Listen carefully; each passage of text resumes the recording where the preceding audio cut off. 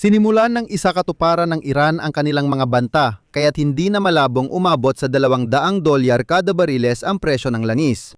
Bukod sa paglalagay ng mina sa kipot ng Hormuz, inatake rin ng Iran ang isang daungan sa Oman na ginagamit ng mga bansa sa Persian Gulf para iwasan ang blockade sa Hormuz. Sa ilang bansa sa rehiyon, huminto na ang produksyon ng langis at gas na lalong nagpapalala sa kawalang stabilidad ng merkado. Ngayong araw sa punong himpilan ng militar ng Iran na Khatam al-Anbiya, inihayag na lilipat ang Iran mula sa ganting atake patungo sa tuloy-tuloy na pag-atake sa mga kalaban at hindi na makokontrol ng Estados Unidos ang presyo ng langis.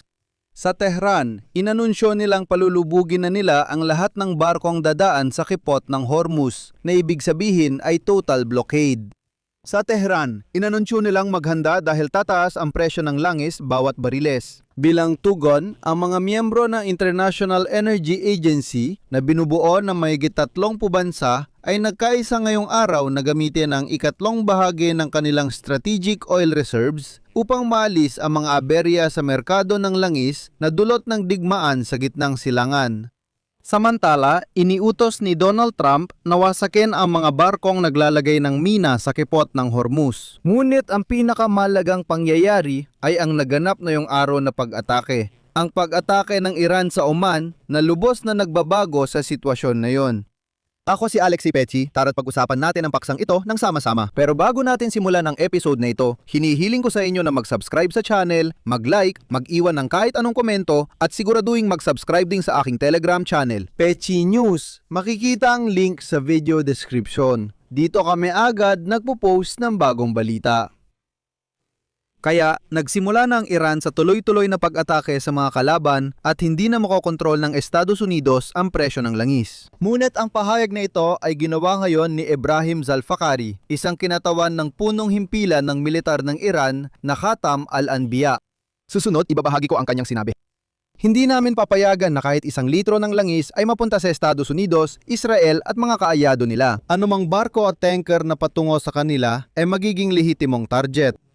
Maghanda kayo na ang 1 bariles ng langis ay aabot ng $200 dahil ang presyo ng langis ay nakadepende sa seguridad ng rehiyon na kayo mismo ang nagpagulo. At pagkatapos nito, kinumpirma ng intelligence ng Amerika na nagsimula ng maglagay ng mga mina ang mga militar ng Iran sa daanan ng barko sa kipot ng Hormuz. Gumagamit ang Iran ng maliit na barko para maglagay ng mga mina na kayang magkarga ng 2 hanggang 3 mina. May isang kawili-wiling bagay dito, walang pampublikong datos tungkol sa bilang ng mga mina ng Iran. Pero ang mga pagtataya sa mga nakaraang taon ay nag-iba mula sa humigit kumulang 2 hanggang 6,000 mga minang pandagat na gawa sa Iran, China at Rusya. Sa madaling salita, kung gugustuhin nila, talagang kaya nilang lagyan yon ng mga mina. Nagulat ngayon ang mga sundalong Amerikano na nawasak nila ang mga barkong pandigma ng Iran malapit sa kipot ng Hormuz. Kabilang dito ang 16 na barkong naglalagay ng mga mina na ginamit para sa paglalagay ng mga mina. Pero sa kabila nito, nananatili pa rin sa Iran ang halos 80% ng kanilang maliliit na bangka at mga barko naglalagay ng mina at kaya ng mga pwesang ito na maglagay ng daan-daang mina sa pangunahing daanan ng dagat.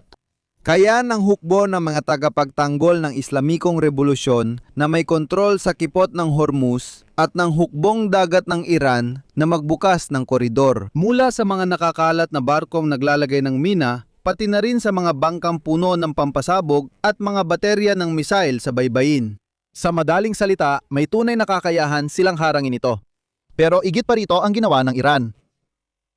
Ngayong araw sa estratehikong daungan ng Salalah sa timog ng Oman, nagkaroon ng pag-atake ng mga drone. Tinamaan ng mga drone strike ang mga imbakan ng langis. Bilang resulta ng pag-atake, nasira ang mga tangke ng gasolina. At ayon sa mga kuha sa internet na makikita ninyo sa aking Telegram channel na Pechi News, may 2 haligi ng itim na usok na umaakyat sa ibabaw ng daungan, ngunit ang isa sa mga gusali ay nilalamon ng apoy. Nakumpirma sa pamamagitan ng mga larawan ang malawakang sunog sa loob ng nasabing lugar. Nagtagumpay ang mga air defense systems na maharang ang ilan sa mga aparato, ngunit may ilan pa ring nakarating sa kanilang mga target. Sa huli, ang operasyon ng pantalan ng Salalah sa Oman ay natigil. Mahalagang malaman na hindi lang ito basta atake, kundi pagtatangkang ipakita ang seryosong layunin ng Iran. Mahalaga ang pantalan dahil dito dumadaan ang langis mula sa mga bansa sa Persian Gulf nang hindi kailangan dumaan sa Strait of Hormuz. At sa Tehran, malinaw nilang naunawaan ito. Iniulat na bahagyang binawasan ng Saudi Arabia ang produksyon ng langis ng 300,000 bariles bawat araw. Pero kasabay nito, itinigil ng Riyadh noong nakaraang linggo ang operasyon ng oil refinery na Ras Tanura na may kapasidad na 550,000 bariles bawat araw. At nagsimulang ilipat ang mga padala ng langis mula sa mga silangang pantalan doon mismo sa Persian Gulf papunta sa Red Sea. Paalala, may oil pipeline ang Saudi Arabia na tumatawid ng bansa papuntang Red Sea, kaya ligtas nilang naipapadala ang langis doon.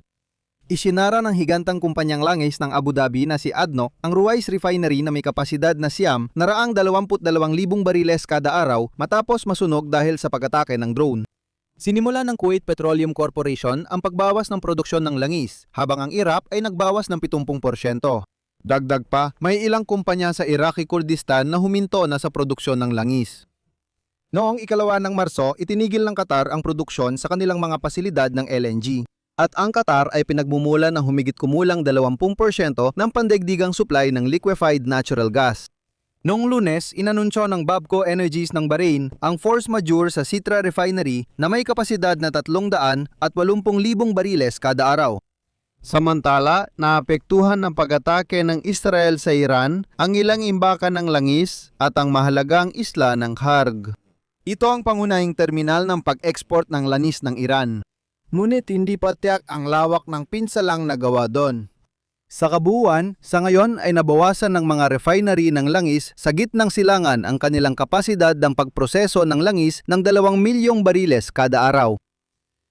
Tungkol naman sa kipot ng Hormuz, kahit paulit-ulit ang pahayag ni Donald Trump sa kahandaan ng hukbong dagat ng Estados Unidos na samahan ang mga tanker sa pagtawid, hanggang ngayon, tinatanggihan pa rin ng hukbong dagat ng Amerika ang mga kahilingang ito mula sa industriya dahil sa matinding panganib ng mga pag-atake. Ibig sabihin, sabi ni Trump, mga tanker, huwag matakot, dumaan lang sa kipot, poprotektahan kayo ng hukbong dagat ng Amerika.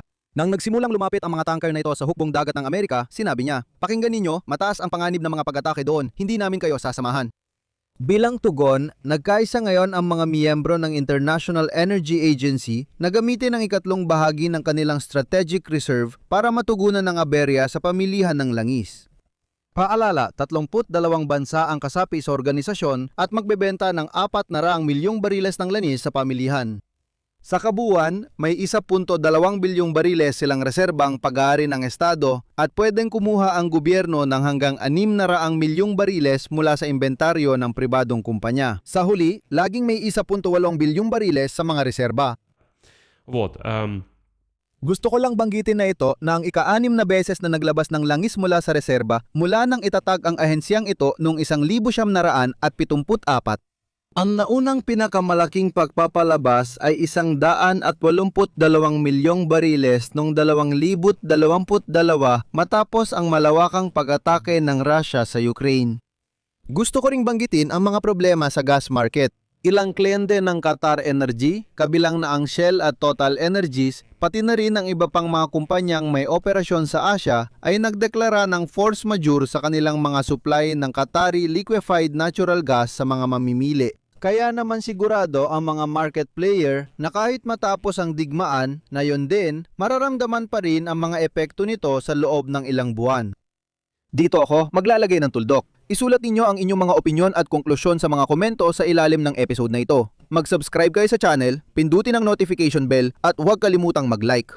Kung naging interesante at kapaki-pakinabang sa inyo ang episode na ito, maaari ninyong suportahan ang trabaho ng YouTube channel na ito sa pamamagitan ng inyong donasyon o bayad na subscription gamit ang mga link at detalye sa description ng video na ito o sa QR code na nasa inyong mga screen. Iyan lang po, mag-ingat kayo. Paalam sa lahat.